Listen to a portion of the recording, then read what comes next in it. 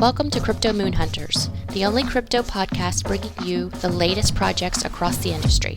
Cryptocurrencies discussed in this podcast are highly speculative and ultra high risk. Never invest more than you can comfortably afford to lose.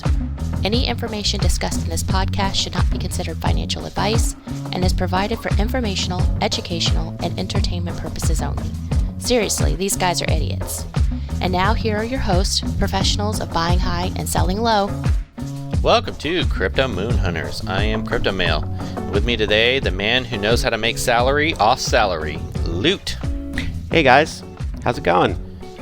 We have for you today a little bit of news items. Not so much in the news, but we're just going to talk about some of the craziness that has been in the world of crypto. It seems like we had a little bit of a downturn, a little bit of an upturn, and I want to talk about these treasury DAOs that I've gotten obsessed with.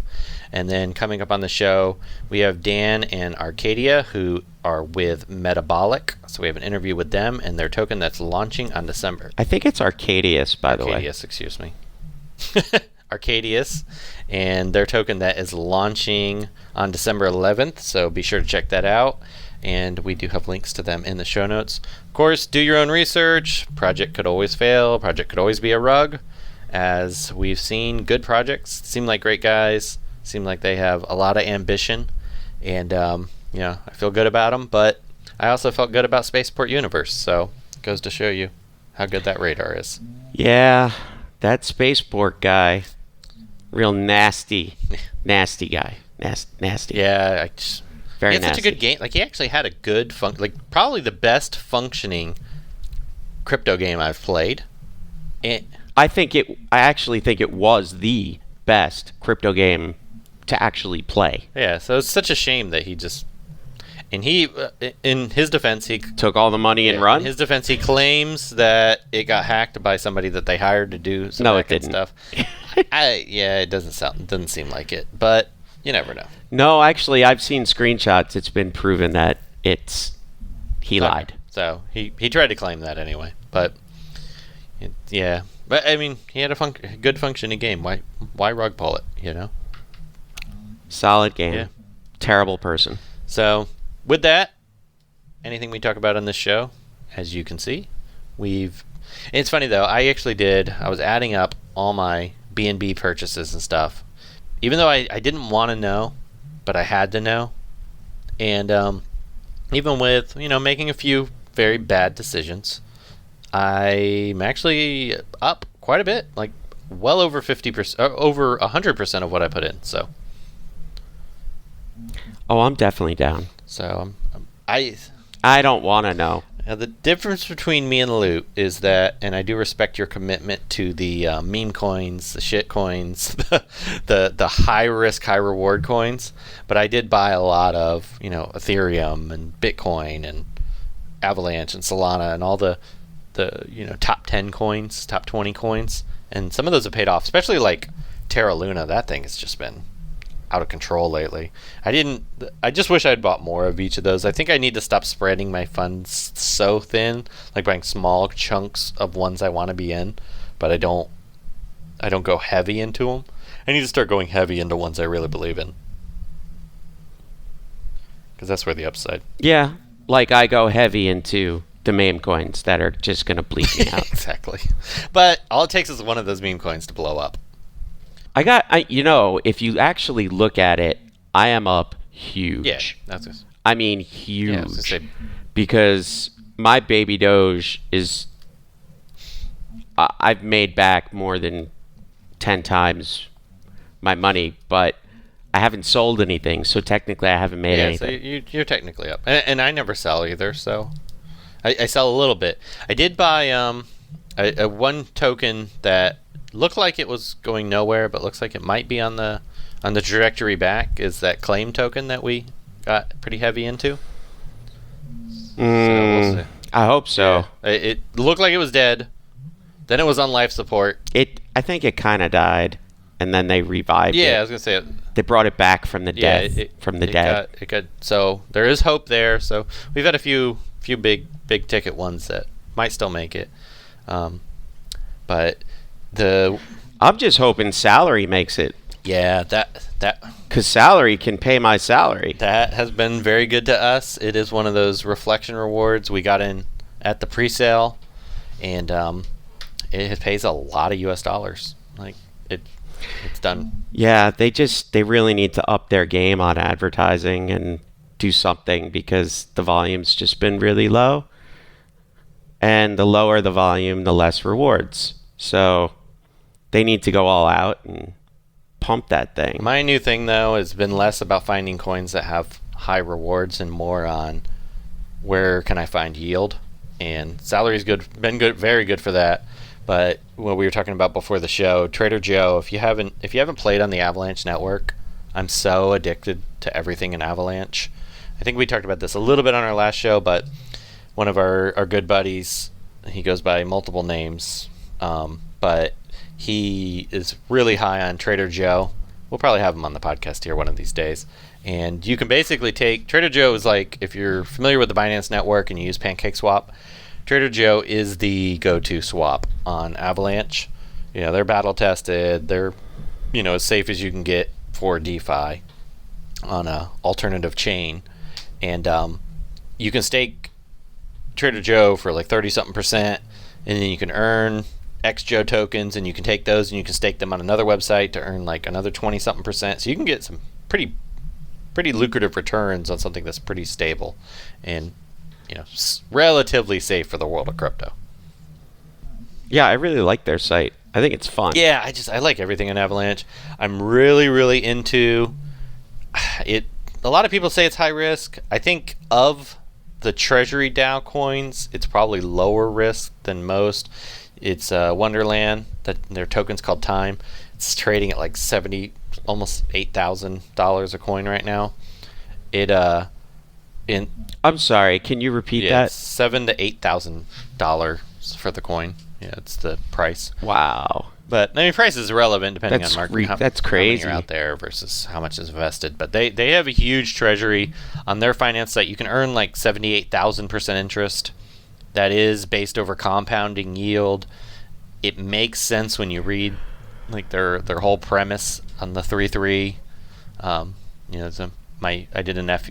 What does that whole compounding thing mean? It basically it's taking your funds, they're investing it in bonds, and they sell the bonds for a discounted price on different assets. On Olympus DAO, which this is a fork of, they did that on different stable coins. Recently there was another version called Snowbank. They created a token called Snowdog, which was a meme coin, and that's what they bought their bonds on. And supposedly a lot of people claim it's a rug. I'm inclined to think it's probably not a rug because the team is still trying to make it good. They actually apologized. They've apologized. They've tried to make it good. I think it was just very poor decision making on their part. And there may have been a rug with one of the team members somewhere involved with the meme coin. I didn't get deep enough into it to really understand what all happened. But basically their asset that they were using as their underlying purchase through their treasury yield was faulty. And that's kind of what this whole house of cards is built on. But on Olympus DAO, if you go through, you kind of got to read it. I can't explain it well enough to explain it now, so I'm not going to try. But if you look at the whole premise, the people that invested early into Olympus DAO, which this is an Ethereum one, made a killing. I mean, it was like 140,000% interest. And if you held it long enough, a lot of people sold. There were ups and downs with the coin. The coin got real high in price. A lot of people sold off. But the basic treasury premise is the interest rate goes up when they need more funds for the bonds, and then it goes down when there isn't.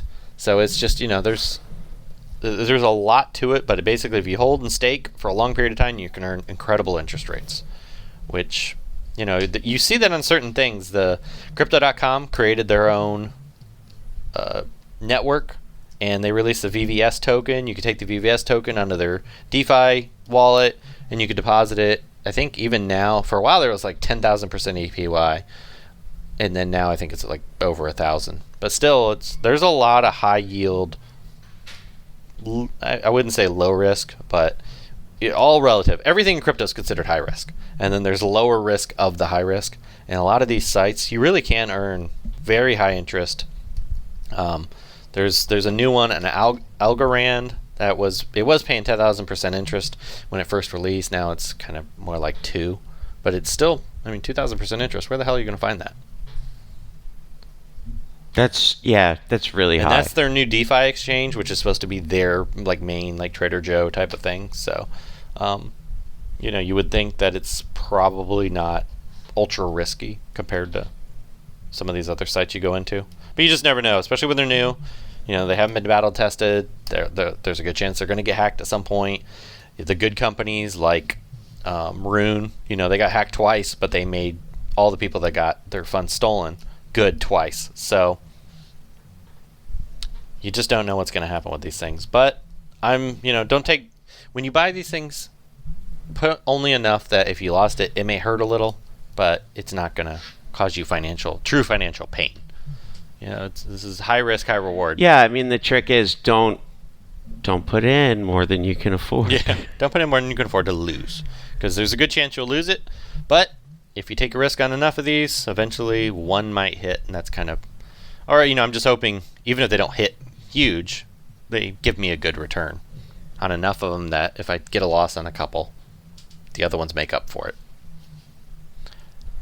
So yeah, hopefully we win more than we lose. Yeah. So with that, let's take it away, Crypto Mail. And welcome, we have our guests Dan and Arcadia with Metabolic. Dan, if you just kind of want to give us a quick overview of what your project's about and just a little bit of details. Yeah, thank you. So obviously my project is Metabolic, and pretty excited for it. There's a few things coming down the line. So at first, for our launch, we're going to have our own swap, and staking ready to go. And that's going to be right at launch time. Then we're going to be working on developing our Android and Apple wallet app. That'll be shortly after launch, and then we'll roll into the NFTs minting and our game, which is really our big feature. Is it's, I don't want to release too much, but it's our NFT game. After the game's released and it's tested and working well and has a lot of players on it, we plan to migrate that into a virtual reality. So pretty exciting stuff. And, yeah. So you want to really join the metaverse, hence the Metabolic. Exactly, yeah. But we want to, at least get some solid roots before we just jump into that, because that's no easy task. No, definitely not. Especially I can imagine, I'm no coder, so I don't know really anything about that area, but I can imagine that virtual reality is probably more difficult than most other things. Yeah, I can imagine. So. Yeah, it is. And if you're having a game, just a game, that's okay, but having an actual virtual reality game, that's way different. You have to implement and code everything that you can be actually in the game doing, movements by movement. That's a year development for just, that's like a short example, a year development game. Some games are being developed for 4 or 5 years. We're trying to do this in a timely manner, but we'll see how the project succeeds in the beginning. Obviously, developing a game that's kind of quite costly. Yeah, it's definitely huge operational costs. Can you tell us just a little bit about, does the coin have any features that people would be interested in investing right away, or is this mainly just going to be towards the game, and that's what the investment's going to be building into? Any details around that? That was a big concern of mine.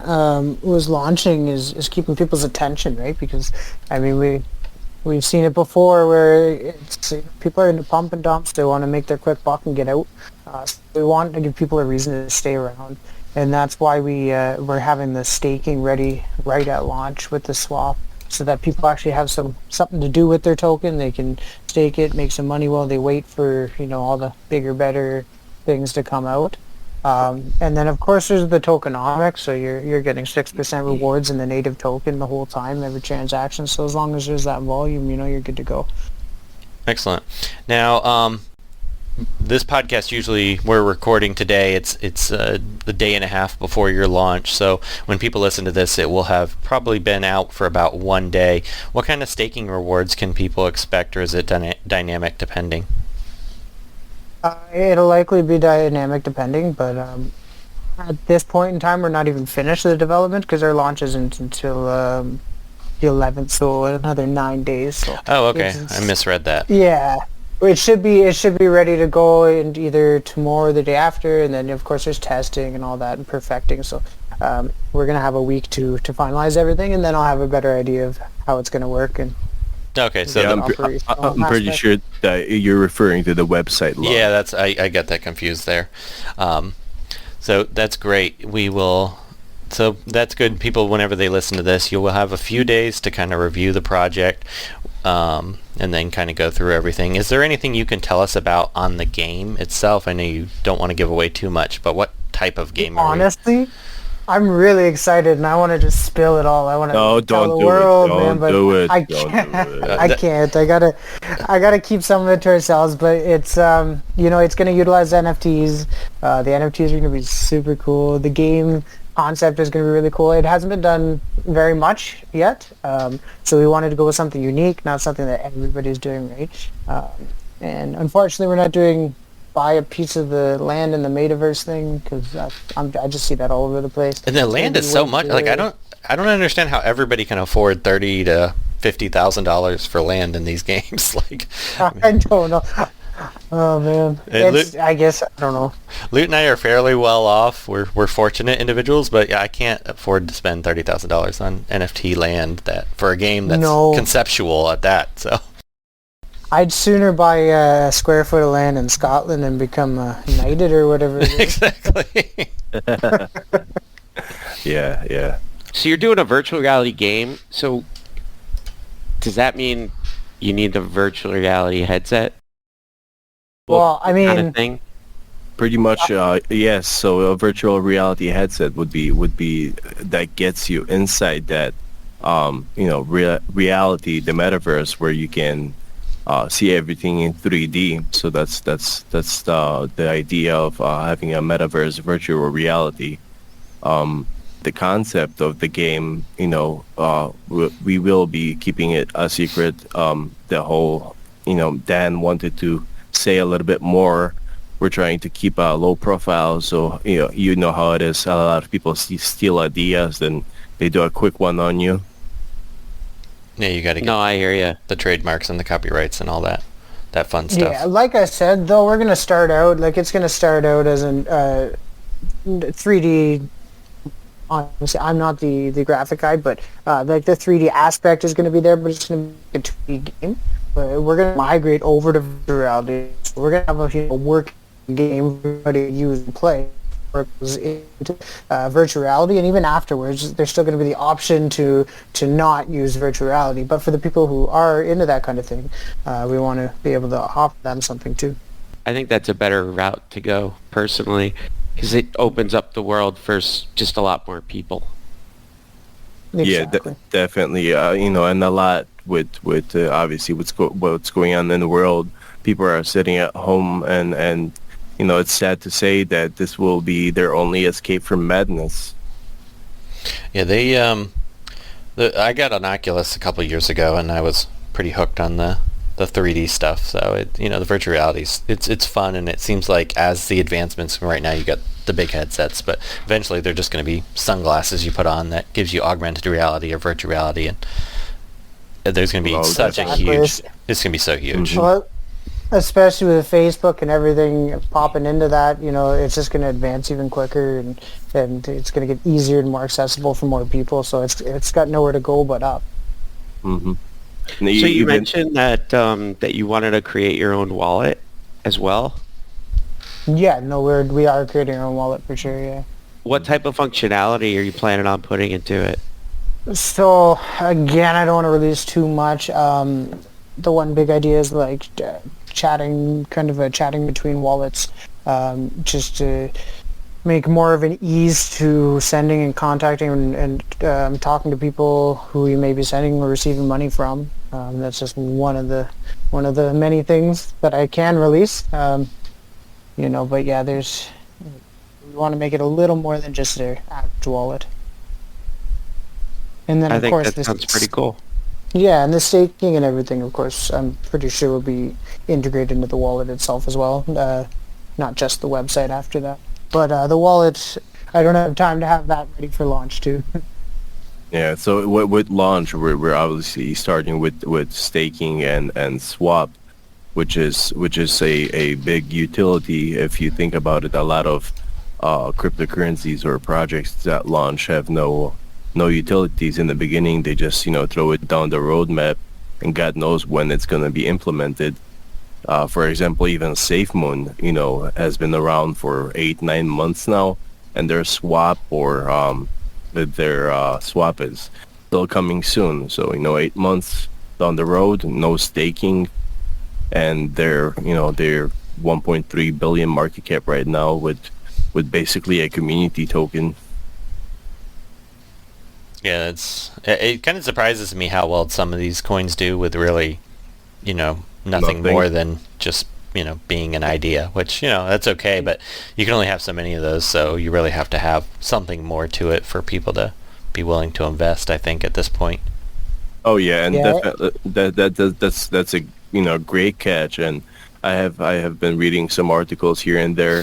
Also, this year was pretty, like, last 6-7 months was a big push for those reward type tokens, MBUSD and other type of stuff. And a lot of crypto analysis are talking about that next year metaverse tokens are just gonna take over. Yeah, it's kind of moved from, we had the meme coin craze that slowed down a little bit, then you had the NFT craze that hasn't really slowed down that much, but I really think the gaming craze is what we're going to start 2022 with, and that's going to be all around the metaverse.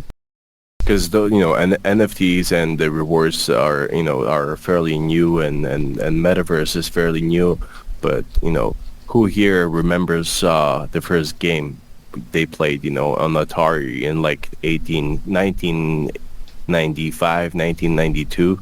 So games have been around and gamers have been around, so that is a selling point right there. Yeah, the quality of crypto games is not quite there yet, but I think that as they improve and we get more fun, games that are really not just about earning money, but about, like you actually have fun playing the game. I think that's what's the next draw of them. There really aren't any games that are fun to play where you can earn. Well, there was one, but they rugged. So Isn't that the way? I played a Flappy Bird style game the other day. Good for the first try, and graphics weren't there or anything. I don't know. Yeah. I mean, I played the only game that I have played recently, and I actually played it 3 times, beat it 3 times, was Assassin's Creed Odyssey. And it's I'm not sure if you know it's it's so it's based in ancient Greece, kind of a Greek mythology type stuff. And even playing it, not in virtual reality headset because it's not capable of handling it. I was escaping this mad world, and I loved it. And if I could just imagine myself actually being there, putting on a headset and walking around ancient Greece, watching the statues of the gods and stuff like that. Oh, I don't know if I would take it off. That's really going to be our focus here, is more to create an impressive game, not just to create another game or something that works, right? We want to have, it's all about the graphics and the experience, the user experience. And a big part of my focus is going to be cinematics. The gameplay it's got to be, desirable, but at the same time, you got to have good cinematics within the game too, right? Especially with VR, in my opinion. I just want to be blown away. That is my goal, is to be playing a game and that video pops up and you don't just press X to skip past it. You actually want to watch it. Mm-hmm. Storyline and the characters and the whole plot of. Yeah, a lot of even the virtual reality games. There's a couple of good ones, but a lot of them aren't that fun. I mean, I bought Arizona Sunshine finally on Oculus not too long ago, and that was one of the best VR games I've played. It just felt real, had a good storyline. So we need more. I'd love to see VR and crypto marry because there's so much potential there. Mhm. Absolutely. Yeah, and especially Zuckerberg is shined a little bit of attention on this with the whole rebranding of Facebook to like metaverse type community, and I mean at this time in our technology development, it's only a matter of time where instead of calling your grandpa on Messenger, you can literally go into a virtual world, sit next to them, and just have a conversation.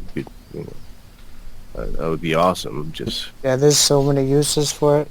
Yeah, and he even made mention during, if you listen to that whole long, kind of somewhat cringy interview that he did, he did a lot of you could just tell the phrases and verbiage he was using. He was definitely referring to the crypto space and NFTs, and you could tell he sees that as the future, which, as much of the internet as he controls, like it or not, people like him are gonna be the people that drive it, and I think it's a good thing for the crypto universe because we're gonna see it's gonna take over everything. yeah, it's it's just sad that some of these rug pull scammers are using metaverse or meta type tokens, and it just that kind of scares people away because you have to find the right one to be trusting in it and not just just a dead end project that has meta in front of what kind of name, like Meta Shibu Dogecoin Inu, it's like shit. Meta is gonna eventually become a name for meme coins as well, but I think mass adoption is really gonna help weed out all those crappy projects or rug pulls or whatever they may be, because as more people get into it, it's going to be more focus on the really big projects, and you're actually going to have to offer a lot of real productivity to even make it. In my opinion, that's what I see happening. But yeah, this is kind of like, a lot of times, I don't want to say this is a bubble, but it's like the .com bubble where you're going to have, there's thousands and thousands of projects, new ones popping on every couple minutes, and the vast majority aren't going to make it, but you're going to have great projects and big fish that are going to be born out of this. So, it's just who can survive the storm. And a lot of games, games do have a shelf life. You look at most app games, they're somewhere between 2 and 7 years is kind of the average. So, games are going to come and go, but if you build a good community, a good network, you make a good game, you can do the sequel and the sequel after that. So, so basically, like just how would you phrase it? Like with Assassin's Creed 1, and then they have like 5, 6, 7 games, in that kind of category. like build a brand. Yep. Yeah, build a brand around a certain game, and I'm pretty sure if big investors, let's say Campco or Unreal Engines or what other Konami, all those projects that are successful in their games, if they see a good project, let's say Metabolic, and they would want to invest their money because they see the potential, and they're like, okay, we will give them a push and start working together with them and actually create a whole saga of a certain game that changes the ballpark by couple $1 billion in market cap.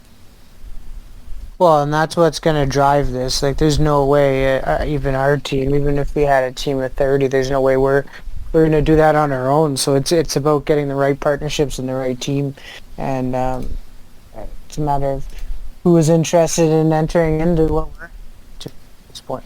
So Yeah. I'm excited to see what we can lock down for. So that's going to be our we obviously are doing marketing and utilities as the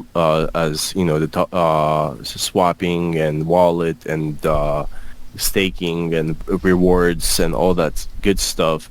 but we want to, always be present in our groups, our community, online, our news. We always want to be present so they won't forget about us, because when that time comes and let's say EA contacts us and be like, listen, we want to work with you. We got 10,000 people that are ready to develop this type of game. We're going to make it VR and you're going to be our headline everywhere. You know what I'm saying, right? Yeah. Sounds like a good goal to me, man. If EA comes at me, I'm jumping all over that. Listen, I aim for the stars, so I'm an optimistic guy, and I don't think that nothing's impossible. Yeah, you get the right project. You can either sell it or develop it with them or something. So, any other things you want to mention about your project before we let you get back to working on this to get ready for release? Yeah, no, just the pre-sale's coming up December 11th. The website is coming out tomorrow, so whoever may be listening, make sure you take a look and stay tuned to what's coming out, because there's going to be big, exciting things down the road, and you're not going to want to miss it. Is there a pre-sale on the 11th? There's a pre-sale on December 11th. We've got a private sale on Saturday, but that's just for Telegram and our Discord group members. Very cool. Yeah. All right, and where can people find you? Everywhere. So, yeah, we have YouTube, Discord, Instagram, Telegram, Twitter, website. So, usually when you go to YouTube channel, you get all the links over there. When you go to Twitter, just at metabolic.io, you can find us if you want to find us, and you can find us everywhere. Even our Discord the channel server has news and updates on everything that's going on. So you can go over there, click the links, join our Telegram group. We have great people in our community who are just willing to point you and tell you everything with pinpoint precision. All right. Well, people can find you at meta with a -bolic.io, and you'll also be able to check the show notes to check them out. Loot and I also have invested into this, but make sure you do your own research. And with that, thank you guys for coming on. We really appreciate your time. Thank you. Yeah, thanks for having us. Appreciate it. Thank you very much for. And that was our interview with Dan and Arcadius. Did I say it right? Yeah, I think they're really ambitious. I like where they're going. I think it's going to be a little challenging, but I think that they've got something there, and it's just going to take some perseverance and some time. So if you want to get in, get some high yield on their site, usually that's early when you get the high yield. Go ahead and check it out. Once again, do your own research. Make sure this is a project you want to invest in, but give it a shot. And with that, thanks for listening, everyone. This is your keep hodling cue. Goodbye. Oh, and keep hodling. All right. Thank you for listening to this episode of Crypto Moon Hunters. If you like the show, consider becoming a Patreon and get special perks. Just go to patreon.com/cryptomoonhunters. You can also tip your host by donating to our wallets. Just see the address in the show notes. Please be sure to like, subscribe, and leave comments on whatever platform you listen to.